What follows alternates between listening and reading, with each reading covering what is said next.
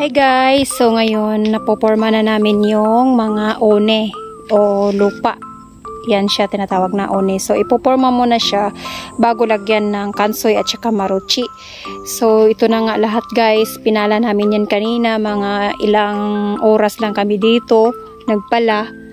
Ito, kailangan mo siyang i-carry dito sa harapan kasi may robot siyang dadaan. Pag dadaan yung robot, pag hindi siya okay dito sa may harapan, kumbaga pa matuwad yung robot. So, kailangan i-carry siya. Simula doon hanggang dito, papunta dito, lahat yan nakakarry. So, dito medyo angat yung pagkagawa ng one kasi meron siyang dambuki na katabi. So, ayan, yung sa gilid naman, nasa isa at kalahati lang siya, yung doon sa may hashira ang ano niya end ng lupa kasi meron siyang sukatan. Yan yung binabasihan namin. So ginawa namin to, itong bahay na ito, Yashiki, hanggang doon at saka sa kabilang bahay. Tuturo ko, punta tayo doon. So meron palang tractor na nagpoporma ng lupa guys ha. So bandang dulo at bungad lang kami nag-aayos ng pagporma ng lupa.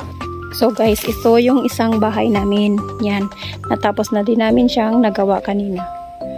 So ayan guys, lahat yan gagawin namin yan siya bukas. Lagyan namin ng kansoy tube at saka maruchi. So yan lang guys. Ito lang tayo guys, update tayo ngayon sa ating mga dapat gawin dito sa Japan. Kung gusto nyo mag-Japan, ayan, makikita nyo kung anong mga ginagawa namin. Pinapala namin yan guys, mga mahigit 2 oras kami nagpala dito sa 2 bahay.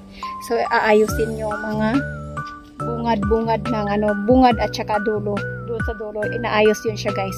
So kailangan patag yung sa may harapan para yung kuruma sa pag-harvest hindi siya abunay o hindi siya sagabal. So kailangan carry lahat ng mga ginagawa. So dito lang tayo guys. Ingat kayo, bye bye.